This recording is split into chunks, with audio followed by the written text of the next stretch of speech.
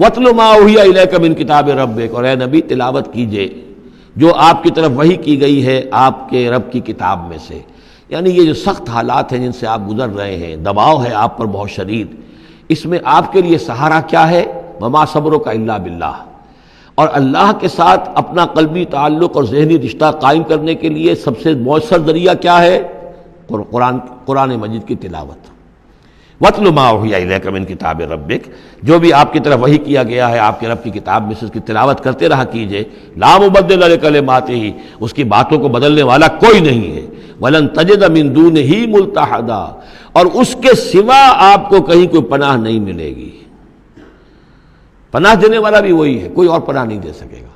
سختی کتنی بھی ہے جھیلیے، برداشت کیجئے. اس سختی کو آسان بنا سکتے ہیں اللہ کی کتاب کی تلاوت کیجئے اور کر کے سناتے رہیے اپنے ساتھیوں کو بھی. اسی سے تمہارے اوپر یہ سختیاں جو ہیں ہلکی ہو جائیں گی، ان بھاری چیزوں کو برداشت کرنا آسان ہو جائے گا. لیکن جان لیجئے پناہ ملے گی تو اللہ کے دامن میں. لن تجد من دونہ ملتحدا واصبر نفسک مع الذین یدعون ربهم بالغداۃ والعشی،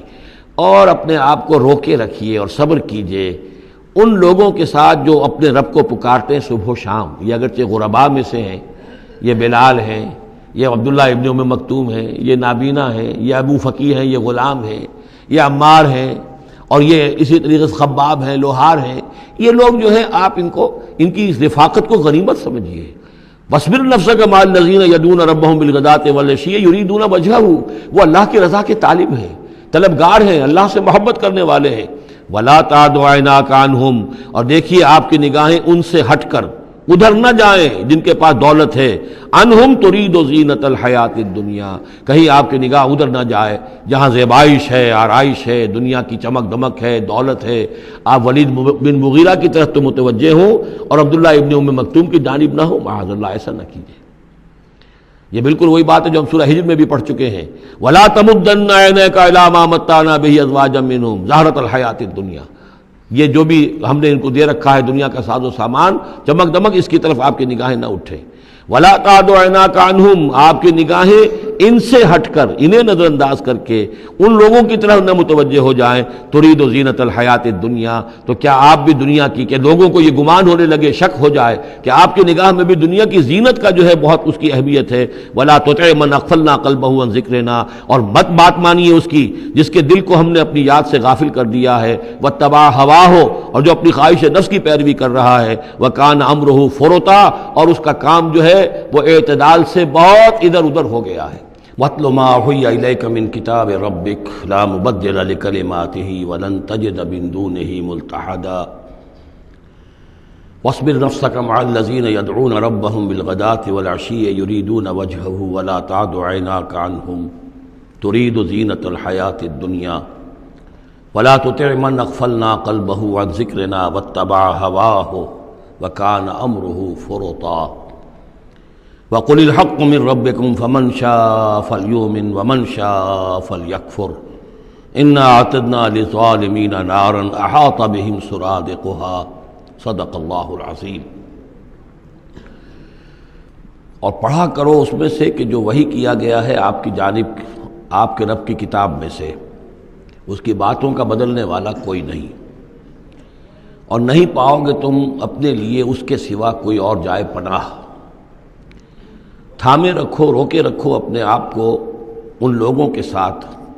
جو پکارتے ہیں اپنے رب کو صبح و شام اور چاہتے ہیں اس کی رضا، طالب ہیں اس کے روئے انور کے. اور نہ دوڑیں آپ کی نگاہیں ان سے ہٹ کر آپ کہ دنیا کو یہ محسوس ہو، یہ مغالطہ ہو کہ ترید و زینت الحیات الدنیا. یہ ذرا مشکل مقام ہے قرآن مجید کا کہ بظاہر تو الفاظ یہ ہیں کہ آپ کی نگاہیں دنیا کی زیبائش اور آرائش کی تلاش میں ان فقراء اور غرباء سے ہٹ کر امراء کی طرف نہ اٹھیں. لیکن ظاہر بات ہے کہ حضور صلی اللہ علیہ وسلم کی یہ شان نہیں تھی، لہذا اس میں جو بات سمجھ میں آتی ہے وہ یہ ہے کہ ایسا نہ ہو کہ آپ کے التفات کی وجہ سے دنیا یہ محسوس کرے کہ ان کی نگاہ میں بھی وقت اور اہمیت جو ہے وہ دنیاوی مال و دولت اور اسباب کی ہے. کسی داعی حق کے لیے یہ معاملہ بہت ہی نازک ہوتا ہے کہ ایک طرف جو حالات و واقعات ہیں اس کے اعتبار سے، جو حقائق ہیں اس کے اعتبار سے، معاشرے کے جو اونچے طبقات ہوتے ہیں، جو وہاں سرداری یا کسی اور طرح کی سربراہی کے منصب پر فائز ہوں یا ان کے پاس فراوانی ہو دولت کی، اب ظاہر بات ہے کہ ان کا ایک اثر و رسوخ ہوتا ہے معاشرے میں۔ ان میں سے کوئی ایک شخص ایمان لے آئے تو وہ بہت سے لوگوں کے برابر ہو جائے گا، جیسے حضرت عمر رضی اللہ اور ابو جہل کو حضور نے دونوں کو پیش کیا اللہ کے سامنے کہ اللہ ان میں سے ایک کو ضرور میری جھولی میں ڈال دے۔ ظاہر بات ہے کہ اس سے اسلام کو تقویت حاصل ہوگی، اور اس سے یہ ہے کہ جن مسلمانوں پر کا قافیہ تنگ ہوا ہے، جن کو ستایا جا رہا ہے، اگر کوئی بڑا آدمی ایمان لے آئے گا تو ان کو بھی سہارا ملے گا، جیسے کہ حضرت عمر اور حضرت حمزہ کے ایمان لانے کے بعد جو غربا تھے، فقراء تھے اور جو غلام تھے انہیں ستایا جا رہا تھا، انہیں کچھ ریلیف ملا ہے۔ اس حوالے سے ایک طرف تو اس کی ضرورت ہوتی ہے کہ ان کی طرف توجہ کی جائے، التفات رکھا جائے، تاکہ اگر وہ ایمان لے آئے تو اس سے ایمان کو بھی تقویت ہو، اسلام کو تقویت ہو، مسلمانوں کو بھی فائدہ پہنچے۔ دوسری طرف یہ اندیشہ ہوتا ہے کہ غربا کا دل نہ دکھے، تیسری طرف یہ کہ لوگ یہ نہ سمجھیں کہ یہ بھی زیادہ جو ہے مدارات کرتے ہیں اور زیادہ التفات کرتے ہیں عمراء کی طرف، اہم لوگوں کی طرف، گویا کہ ان کی نگاہوں میں بھی دنیا کی انہی چیزوں کی وقت ہے، انہی چیزوں کی اہمیت ہے۔ تو یہ تین طرف کے چیز سمجھیے کہ یہ چکی دو پارٹوں والی نہیں، تین پارٹوں والی ہے، کہ جس میں کوئی داعی جو ہوتا ہے وہ اس مخمصے میں آ جاتا ہے کہ ایک طرف تقاضا یہ ہے خود تحریک کا، دعوت کا، اس جد و جہد کا، اس کے تقاضے یہ ہیں کہ ان کی طرف التفات ہو، ان کی طرف توجہ کی جائے تاکہ ان میں سے کچھ لوگ ایمان لے آئیں تو کام میں سہولت حاصل ہو، مدد حاصل ہو، لیکن دوسری طرف یہ منفی دو اثرات بھی موجود ہیں۔ تو اس کے مابین جو ہے حکم دیا جا رہا ہے حضور صلی اللہ علیہ وسلم کو کہ بہرحال آپ یہ احتیاط کیجئے کہ یہ تاثر نہ ابھرنے پائے کہ محمد کے نزدیک بھی صلی اللہ علیہ وسلم اصل اہمیت جو ہے وہ دولت مند لوگوں کی ہے۔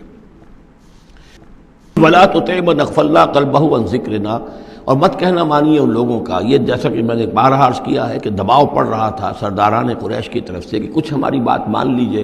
کچھ ہم آپ کی مان لیں گے۔ تو یہاں گویا کہ اس میں پھر متنبہ کیا جا رہا ہے کہ جن لوگوں کو دلوں کو ہم نے اپنی یاد سے غافل کر دیا ہے، محروم کر دیا ہے، آپ ان کی باتیں سنیں بھی مت، ان کی طرف دھیان بھی مت دیجیے۔ وَلَا تُطِعْ مَنْ أَغْفَلْنَا قَلْبَهُ عَنْ ذِكْرِنَا وَاتَّبَعَ هَوَاهُ وَكَانَ أَمْرُهُ فُرُطًا وَقُلِ الْحَقُّ مِنْ رَبِّكُمْ۔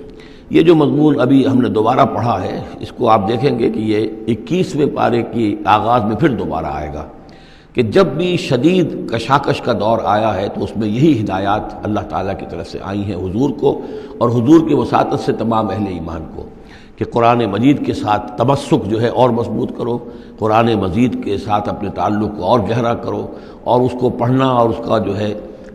اس کے ساتھ جو ہے اپنے اوقات کا بسر کرنا، اس میں اور اضافہ کرو، اسی سے تم ان شدائد اور مصائب کا مقابلہ کر سکو گے۔ وَقُلِ الْحَقُّ مِنْ رَبِّكُمْ، اور کہہ دیجئے یہ حق ہے میرے رب کی طرف، تمہارے رب کی طرف سے جو میں پیش کر رہا ہوں۔ فَمَنْ شَاءَ فَلْيُؤْمِنْ وَمَنْ شَاءَ فَلْيَكْفُرْ، تو اب جو چاہے ایمان لائے، جو چاہے کفر کرے۔ یہ بالکل وہی بات ہے جو سورۃ الدہر میں کہی گئی ہے کہ اما شاکرا و اما کفورا، ہم نے پورا اختیار دے دیا، انا ہدیناہ السبیل اما شاکرا و اما کفورا، یہ اختیار ہم نے انسان کو دیا ہے، چاہے شکر گزار بندہ بنے، چاہے کفران نعمت کی روش اختیار کرے۔ تو یہاں انداز یہ ہے کہ آپ ان کفار سے کہہ دیں کہ میں دعوت پیش کر رہا ہوں، اب تمہیں ایمان لانا ہے لاؤ، کفر کرنا ہے کفر کرو، لیکن بین کی کوئی بات نہیں ہو سکتی ہے، کوئی گیو اینڈ ٹیک، کوئی جو ہے کمپرومائز یہ ممکن نہیں ہے۔ قُلِ الْحَقُّ مِنْ رَبِّكُمْ، ٹیک اٹ اور لیو اٹ، یہ حق ہے تمہارے رب کی طرف سے، چاہے اسے چھوڑ دو تو پورے کو چھوڑنا ہوگا، قبول کرنا ہے تو پورے کو کرنا ہوگا۔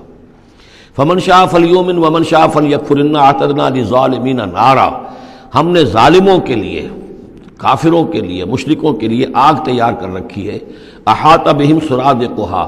اس کی قناتیں ان کا احاطہ کر لیں گی، وہ قناتوں کی شکل میں آگ ہوگی، ان کو گھیرے میں لے لیں گی۔ وَإِن يَسْتَغِيثُوا، اور اگر وہ پیاس سے جہاں بلب ہو کر پانی مانگیں گے، یغاثوا بماء کالمہل یشفی الوجوہ، تو انہیں ایسا پانی دیا جائے گا پینے کے لیے کہ جیسے بھول، یہ جو مہل کے ترجمے کئی کیے گئے ہیں، کھولتے تیل کی تلچھٹ، لاوا، پگھلا ہوا تانبا اور پیپ وغیرہ، مان سدید، ان میں، اور وہ اتنا گرم ہوگا یشفی الوجوہ کہ ان کے چہروں کو بھون دے گا۔ بیس الشراب، بہت ہی بری شے ہوگی پینے کی، وساعت مرتفقہ، اور یہ ان کے لیے ان کی آرام گاہ جو بنے گی جہنم، بہت ہی بری آرام گاہ ہوگی۔ اس کے برعکس وہی سائملٹینیس کنٹراسٹ کا اسلوب، ان الذین آمنوا وعملوا الصالحات، جو لوگ ایمان لائیں اور نیک عمل کریں، انا لا نضیع اجر من احسن عملا، ہمارا یہ اصول نہیں ہے کہ جو لوگ اچھے عمل کریں ان کے اجر کو ہم ضائع کر دیں، ان کا اجر بھرپور انہیں ملے گا۔ اولئک لہم جنات عدن تجری من تحتہم الانہار، یہ وہ لوگ ہیں کہ جن کے لیے ہیں وہ رہنے والے باغات، ریزیڈینشل گارڈنز، جن کے دامن میں ندیاں بہتی ہوں گی، یحلون فیہا من اساور من ذہب، انہیں پہنائے جائیں گے وہاں کنگن سونے کے، ویلبسون ثیابا خضرا من سندس، اور ان کو وہ پہنیں گے وہاں پر کپڑے سبز رنگ کے، باریک ریشم کے اور گاڑھے ریشم کے،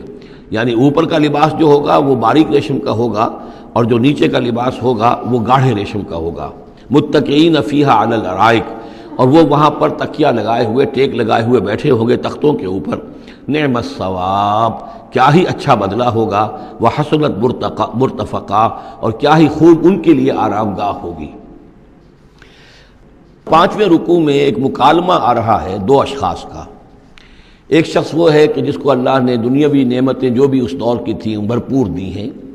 مادی وسائل بھرپور دے رکھے ہیں، اور وہ اس قدر اس کا معاملہ ٹھیک چل رہا ہے کہ ہوتے ہوتے اس کی نگاہ اب اللہ کی طرف سے ہٹ کر ان مادی اسباب و وسائل ہی پر جم گئی ہے، اس کا توکل اور اعتماد اسی پر قائم ہو گیا ہے۔ ایک دوسرا شخص دنیاوی اعتبار سے مرفع الحال نہیں ہے، اس کے پاس دولت نہیں ہے، دنیاوی چیزیں نہیں ہیں، لیکن وہ اللہ تعالیٰ کی معرفت اسے حاصل ہے۔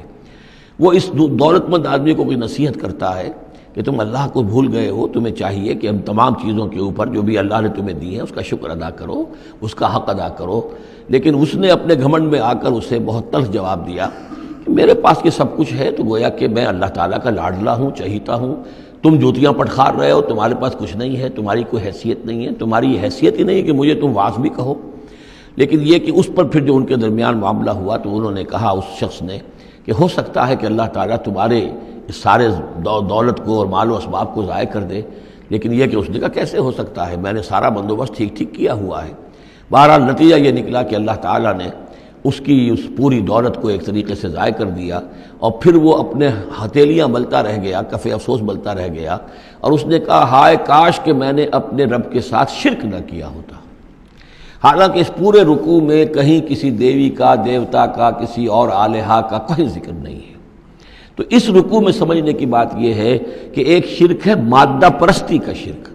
مادی اسباب و وسائل پر اتنا تکیہ ہو جائے، اتنا توکل ہو جائے، اتنا اعتماد ہو جائے کہ پھر اللہ تعالیٰ کو انسان بھول جائے، مسبب الاسباب پر سے نگاہ ہٹ جائے، اور وہ سمجھے کہ سارا اعتماد اور توکل میرا ان مادی اسباب و وسائل پر ہے۔ تو یہاں گویا کہ اس نے ان مادی وسائل و اسباب ہی کو اپنا معبود بنا لیا ہے۔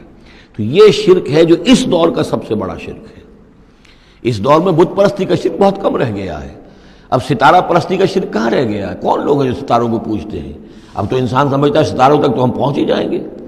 ہمارا علم تو پہنچ ہی چکا ہے، چاند تک ہم اتر آئے ہیں، اب چاند کو کون پوجے گا؟ یہ جو اب ساری جو ہے اب جو پوجا پاٹ ہو رہی ہے وہ تو مادہ پرستی کی ہے، وہ دولت کی ہے، وہ در حقیقت یا وہ نظریاتی طور پر وطن پرستی ہے، اس کا ایک شرک ہے۔ تو یہ اس دور کے شرک کو سمجھنا بہت ضروری ہے، اور یہ رکوع اس اعتبار سے کہ اس میں کسی دیوی دیوتا کا ذکر نہیں ہے۔ تو شرک کون سا کیا اس نے؟ وہ شرک یہی ہے کہ اس نے دنیاوی مال و اسباب اور مادی اسباب و ذرائع کے اوپر اپنے سارے توکل کو جو ہے اس کے ساتھ منسلک کر دیا، یہی گویا کہ اس کو معبود بنا لینا ہے۔